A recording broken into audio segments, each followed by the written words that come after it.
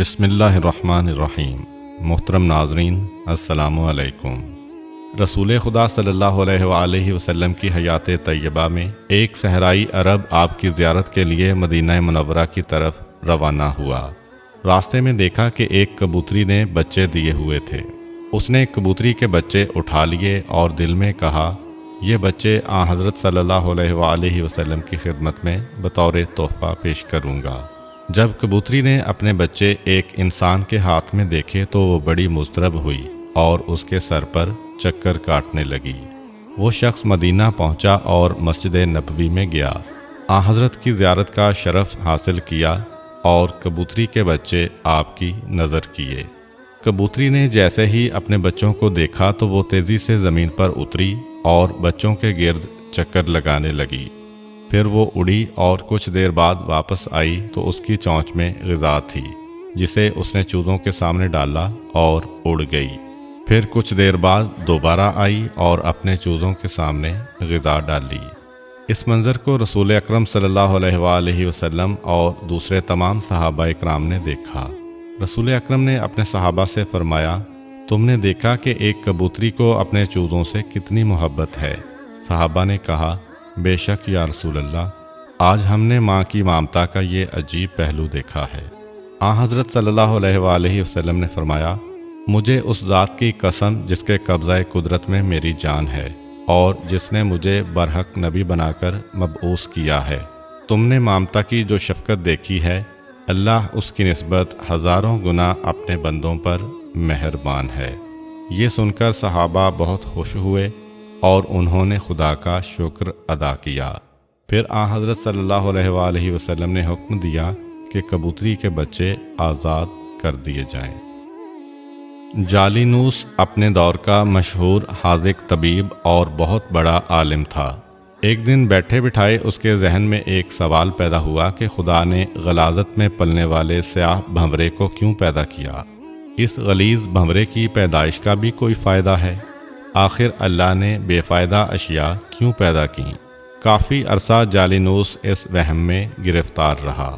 پھر قدرت کی طرف سے ایسا ہوا کہ اس کی آنکھوں میں درد شروع ہوا۔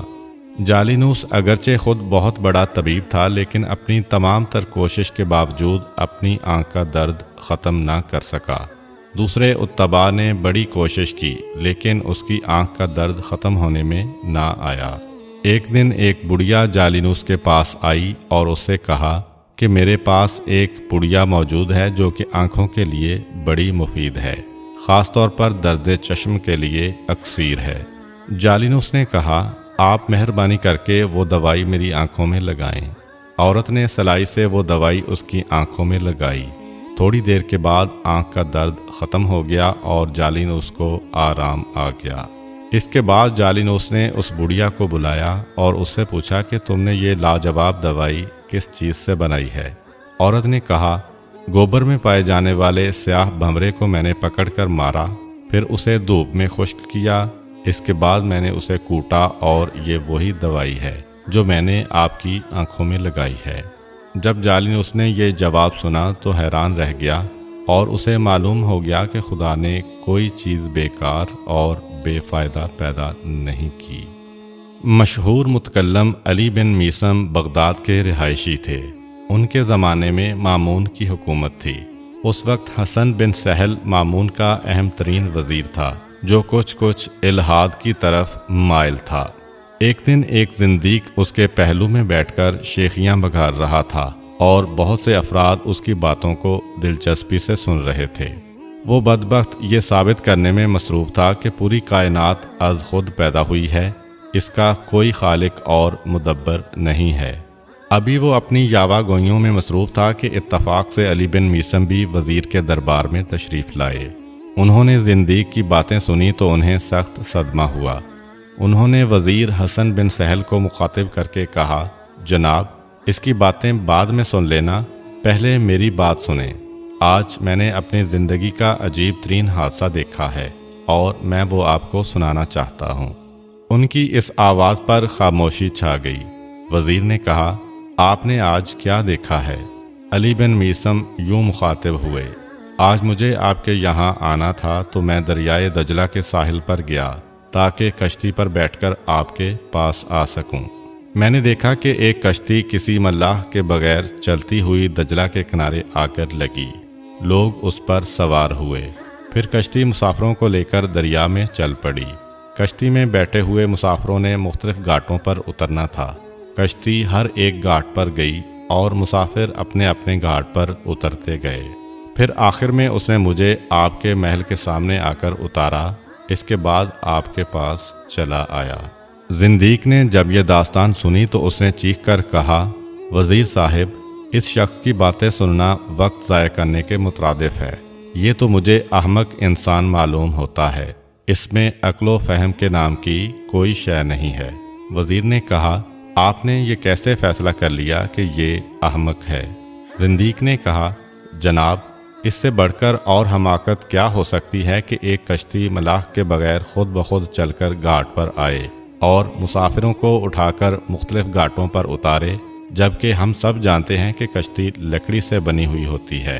وہ جمادات کی ایک شکل ہے، اس میں تو روح ہے اور نہ عقل اور نہ ہی احساس ہے۔ آخر ایک کشتی سے یہ توقع کیسے کی جا سکتی ہے کہ وہ خود بخود سفر کرے اور مسافروں کو ان کی منزل مقصود پر اتارے؟ علی بن میثم نے فرمایا، وزیر صاحب، احمق میں نہیں، یہ خود ہے۔ اگر ایک کشتی ملاح کے بغیر سفر نہیں کر سکتی تو خدا را مجھے بتایا جائے کہ زمین، سورج، چاند، ستارے بھی تو جمادات ہیں، ان میں بھی روح نہیں ہے۔ وہ لاکھوں سالوں سے کسی مدبر کے بغیر اپنے اپنے مدار میں کیسے گردش کر رہے ہیں، اور وہ اپنے مدار سے کیوں نہیں ہٹتے، اور وہ مسلسل لگی بندی حرکت کیوں کر رہے ہیں، جبکہ کشتی تو ملاح کے بغیر نہیں چل سکتی۔ آخر یہ کائنات کا نظام کسی محرک و مدبر کے بغیر کیسے چل سکتا ہے؟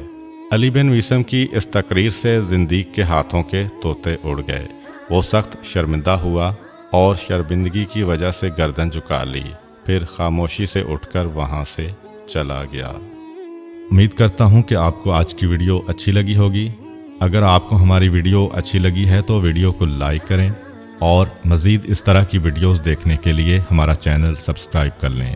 ملتے ہیں نیکسٹ ویڈیو میں، اجازت دیجیے، اللہ حافظ۔